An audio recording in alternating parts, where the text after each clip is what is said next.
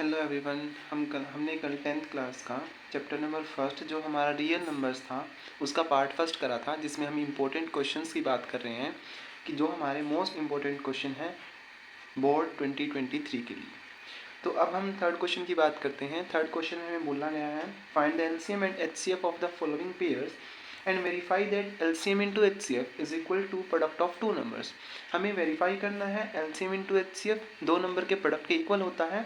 दूसरी बात, हमें एलसीएम और एचसीएफ निकालना है। ठीक है, तो सबसे पहले हमें 26 एंड 91 गिवन है। हम पहले इसका एलसीएम और एचसीएफ निकाल लेंगे, उसके बाद हम शो करेंगे जो हमें ये प्रॉपर्टी गिवन है ये होल्ड करेगी।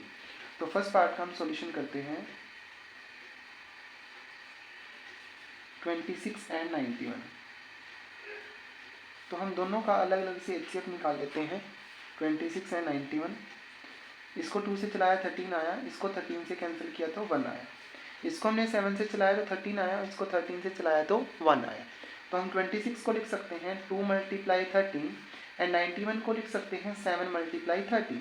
Here common part is 13, so HCF is equal to 13 and LCM is given by 2 × 13 × 7। हमें पता है जो हमारा कॉमन पार्ट होता है हम LCM के अंदर उसको एक ही बार कंसिडर करते हैं। जैसे हमारा 13 है, 13 दोनों के अंदर है, कॉमन पार्ट हो गया, लेकिन हम 13 को एक बार ही लेंगे। जो हमारा कॉमन पार्ट नहीं है उनको हम अलग अलग लेंगे। तो इसकी मल्टीप्लाई करेंगे, 13 2 ज़ा 26, 26 की 7 से मल्टीप्लाई करेंगे,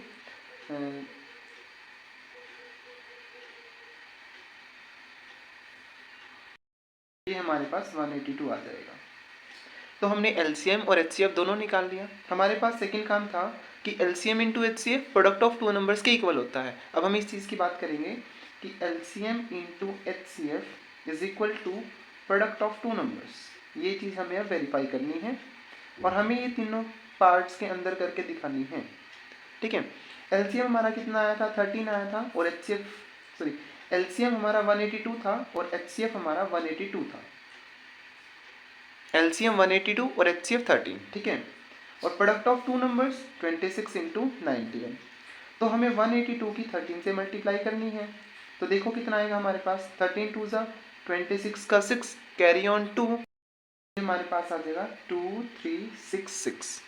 ओके, अब जब हम 91 की 26 से मल्टीप्लाई करेंगे तो भी हमारे पास सेम नंबर ही आएगा।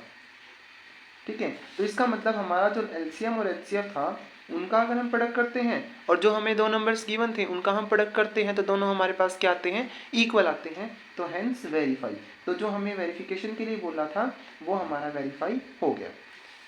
ठीक है, अब हम सेकेंड पार्ट की बात करते हैं 510 एंड 92। अब हम 510 92 के फैक्टर्स बना लेंगे। 2 से कैंसिल किया, 2 2 ज़ा 4, 2 5 ज़ा 10, 2 5 ज़ा 10। फिर हम 3 से अगर कैंसिल करते हैं, 3 8 ज़ा 24, 3 5 ज़ा 50। फिर हमने 5 से किया, 5 1 ज़ा 5, 5 7 ज़ा 35, 17 से किया तो 1, इसको 2 से किया 46, 2 से किया 23 एंड 23 से किया तो 1। तो हमारा 510 किसके बराबर आया, 2 × 3 × 5 × 17, और जो 92 आया वो हमारे पास 2 × 2 × 23। सो हमारा कॉमन पार्ट यहाँ पे ओनली क्या आया, 2 आया। इसका मतलब जो हमारा एचसीएफ है वो कितना होगा, 2 होगा। अगर मैं एलसीएम की बात करूँ तो वो कितना होगा, 2 × 3 × 5 × 17 × 2 × 23। अब देखो ये वाला हमारा एक 2 कॉमन था, लेकिन जो दूसरे वाला 2 है वो कॉमन नहीं था, इसलिए हमने इस 2 को भी लिया है। अगर हमारा एक और 2 होता, मान लो दोनों 2 कॉमन होते, तो हम एक ही 2 लेते उनकी जगह पे। तो अब हम इनकी मल्टीप्लाई करेंगे। तो अगर हम इसकी मल्टीप्लाई करते हैं तो 2 3 4 6 0 हमारे पास इसका आंसर आ जाएगा। फिर हमें दूसरा काम same LCM into HCF is equal to product of two numbers, ये चीज़ वेरीफाई करनी है।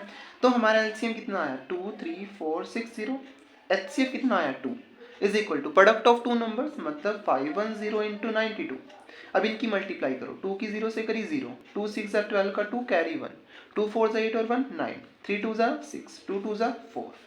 अब 510 की 92 से मल्टीप्लाई हम यहाँ पे करके देख लेते हैं। 510 की 92 से मल्टीप्लाई, यहाँ तो 0 2 5 2 ज़ा 10, 9 0 0, 9 1 ज़ा 9, 9 5 ज़ा 45।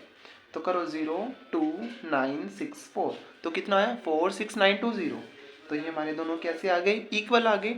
हमारा जो रिलेशन था वो क्या हो गया, वेरीफाई हो गया सेकेंड केस में भी। अब थर्ड केस की बात करते हैं, 3, 3, 6 एंड 54। 3, 3, 6 एंड 54। 3, 3, 6 के फैक्टर बना लेंगे एलसीएम एचसीएफ निकालने के लिए और 54 के फैक्टर्स बना लेंगे। 2 से चलाया, 2 1 ज़ा 2, 2 6 ज़ा 12, 2 8 ज़ा 16, 2 8 ज़ा 16, 2 4 ज़ा 8, 2 4 ज़ा 8, 2 2 ज़ा 4, 2 2 ज़ा 4, 2 1 ज़ा 2, 3 से चलाया, 3 7 ज़ा 21, 7 से 2 से चलाया, फिर 3 से चला देंगे इसको, फिर 3 से, फिर 3 से। तो हमारे पास 3 3 6 के फैक्टर्स क्या आ गए, 2 into 2 into 2 into 2 into 3 into 7, और 54 के फैक्टर क्या आ गए, 2 इंटू 3 इंटू 3 इंटू 3। अब हमारा यहाँ पर कॉमन पार्ट कितना है, ओनली हमारा 2 कॉमन है एक तो, और एक हमारा कितना कॉमन है, 3 कॉमन है। तो इस केस में हमारा एचसीएफ कितना होगा, एचसीएफ कितना होगा, 3 मल्टीप्लाई 2। ऐसा नहीं है कि हम 32 लिख देंगे कि 2 नंबर कॉमन थे 2 और 3, नहीं, हमें इनकी मल्टीप्लाई करके लिखना है। तो 3 2 ज़ा 6, एलसीएम कितना आ जाएगा, 2 into 2 into 2 into 2 into 3 into 7 into 3 into 3। ठीक है, अब इनकी मल्टीप्लाई करो, 2 2 ज़ा 4, 4 2 ज़ा 8, 8 2 ज़ा 16, 16 3 ज़ा 48, और ये हमारा इतना हमारा 48 हो गया, 7 3 ज़ा 21, 21 3 ज़ा 63। तो हमें क्या करना है, 48 की 63 से मल्टीप्लाई करनी है इधर। तो 48 की 63 से मल्टीप्लाई कर दो, 3 8 ज़ा 24, 4 कैरी 2, 3 4 ज़ा 12 एंड 2 14, 6 8 ज़ा 48, 8 कैरी 4, 6 4 ज़ा 24 और 4 28, 4 2 3 0 2 4।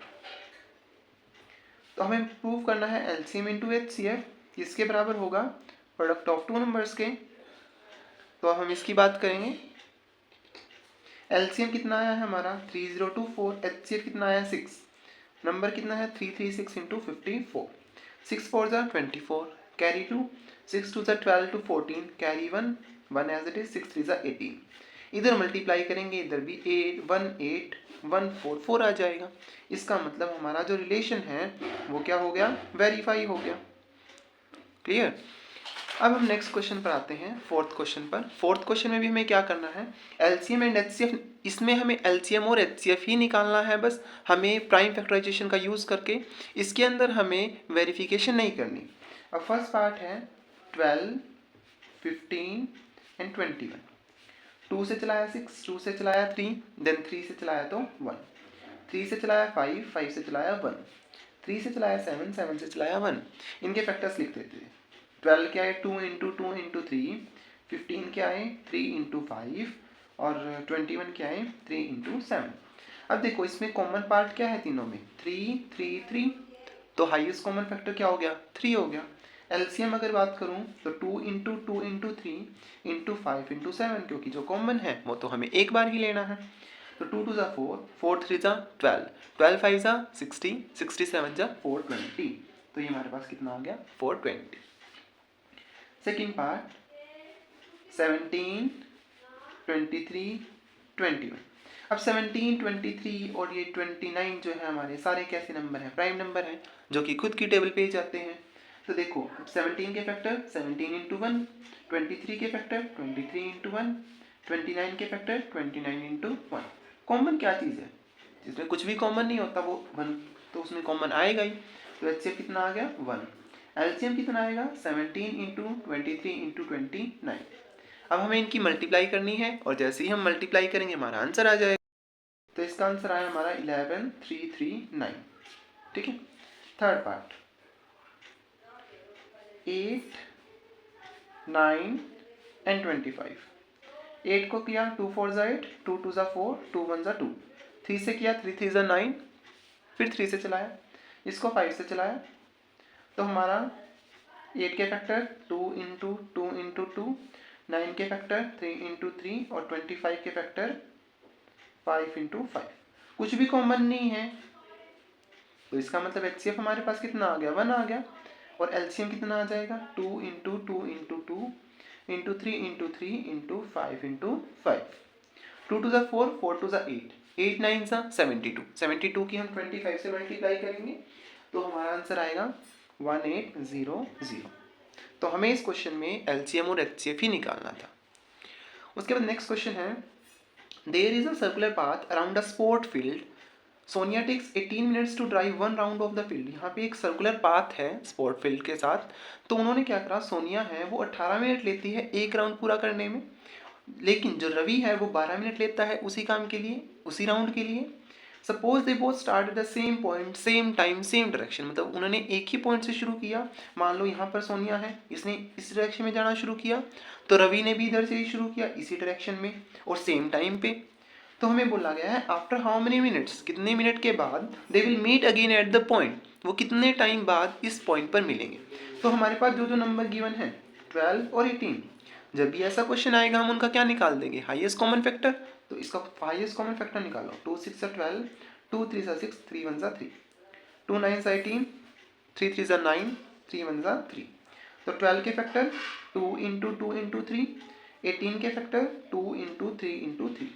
कॉमन क्या आया 2 इंटू 3, तो HCF कितना आया 2 इंटू 3 मीन्स 6, मतलब ये 6 मिनट के बाद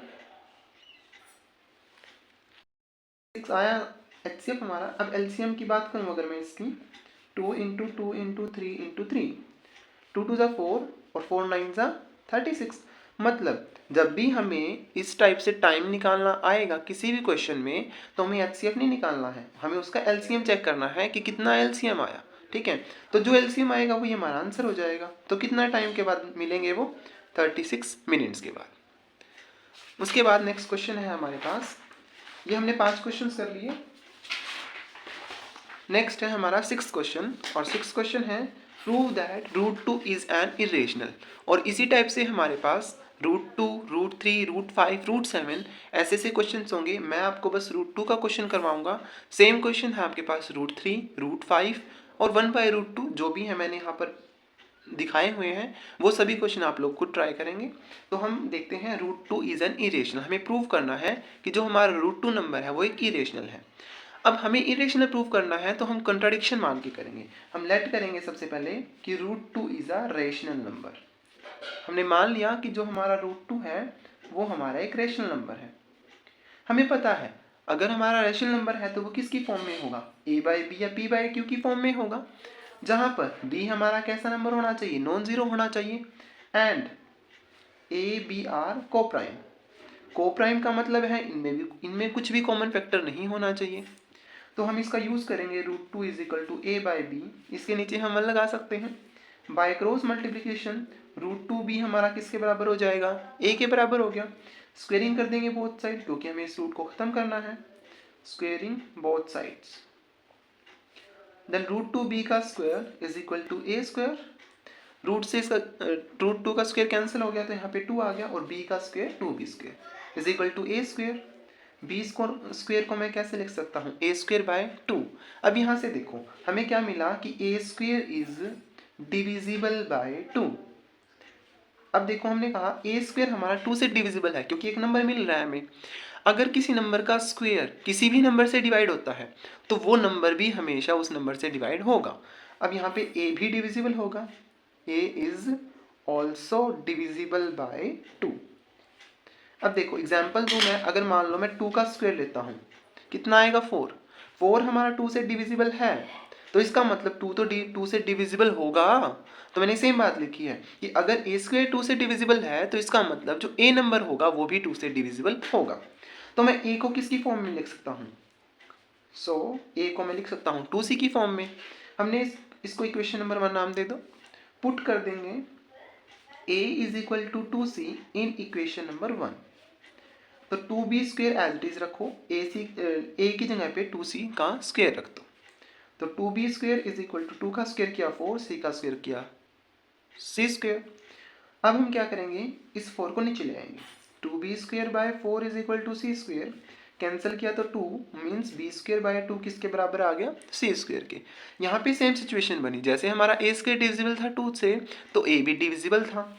अब यहाँ पे हमारा b स्क्वायर डिविजिबल है 2 से, b square is divisible by 2, then b is also divisible by 2। b भी 2 से डिविजिबल होगा।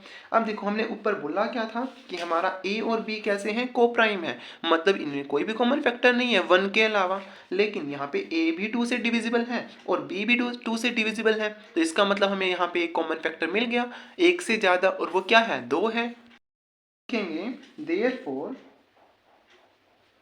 a and b have 2 as a common factor। 2 हमें एक कॉमन फैक्टर मिल गया, तो इसका मतलब क्या हुआ, but this contradict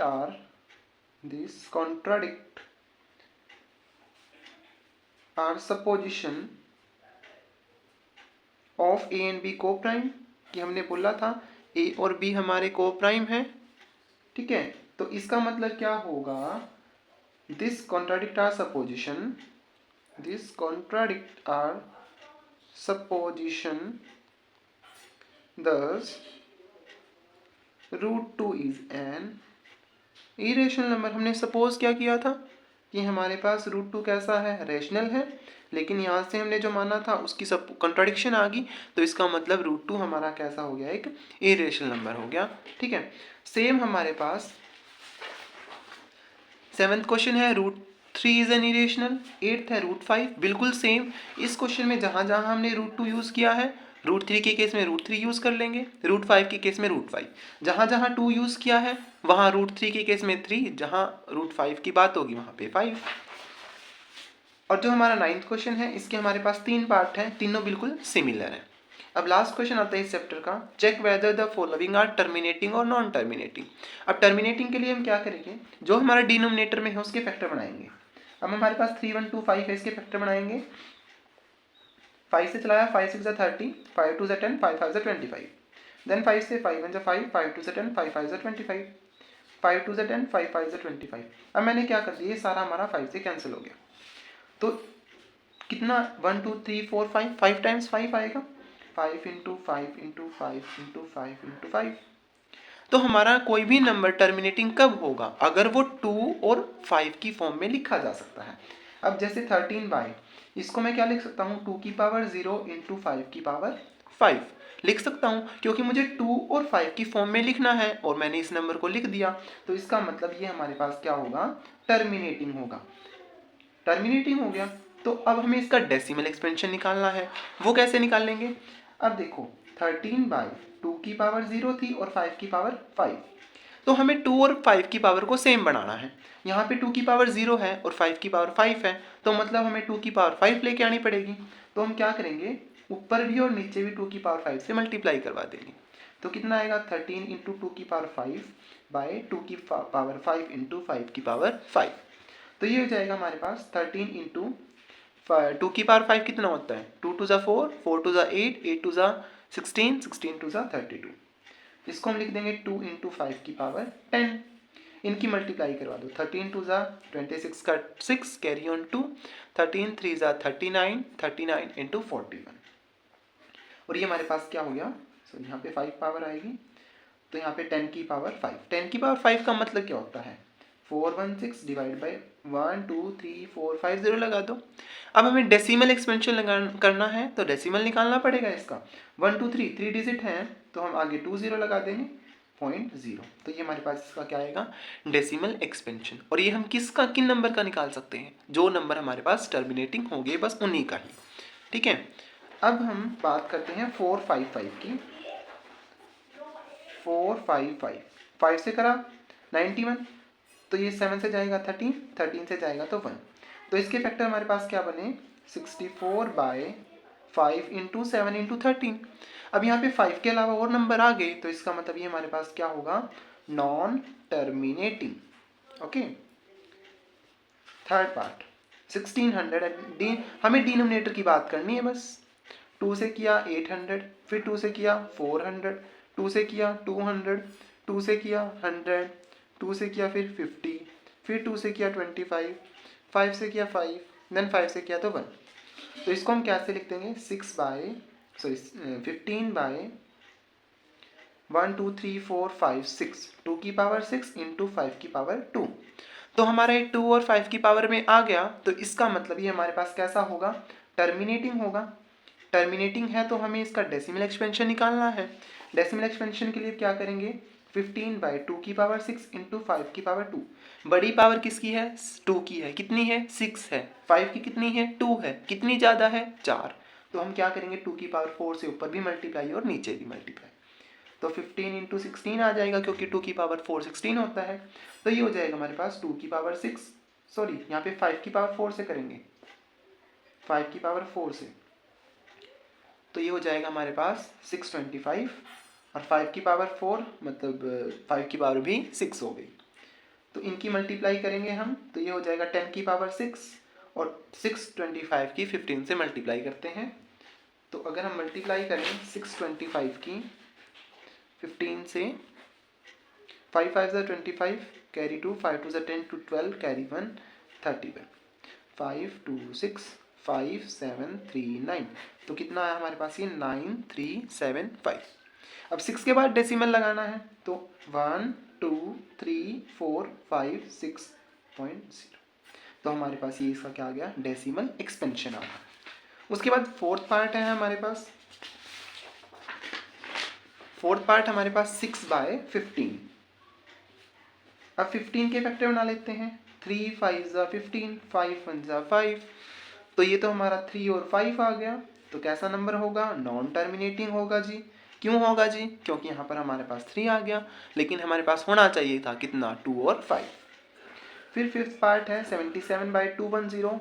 अब 210 के फैक्टर बनाएंगे, 2 1 ज़ा 2 0, 2 5 ज़ा 10। फिर 3 से चलाएंगे, 3 3 ज़ा 9, 3 5 ज़ा 15।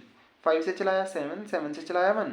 तो 2 इंटू 3 इंटू 5 इंटू 7। तो ये भी कैसा होगा, नॉन टर्मिनेटिंग होगा, बिकॉज यहाँ पे 3 और 7 एक्स्ट्रा आ गए हैं। ठीक है, तो ये हमारे पास 10 क्वेश्चन थे इस चैप्टर के, जो मोस्ट इंपॉर्टेंट हैं। और आप लोगों को जो आपके एग्जाम्स होंगे, चाहे आपके प्री बोर्ड के एग्जाम हो या फिर आपके फाइनल एग्जाम्स हो, उनमें आपको इन्हीं तरीके के क्वेश्चंस देखने को मिलेंगे। और अगर आप ये 10 क्वेश्चन को अच्छे से करके चले जाते हो, तो आपका फर्स्ट जो चैप्टर है वो पूरा अटेम्प्ट हो जाएगा पेपर के अंदर। और जो इन क्वेश्चंस की PDF है वो आप लोगों को डिस्क्रिप्शन में उसका लिंक मिल जाएगा। और अगर वीडियो पसंद आई है तो वीडियो को लाइक करें और चैनल को सब्सक्राइब करें। Thank you, have a nice day.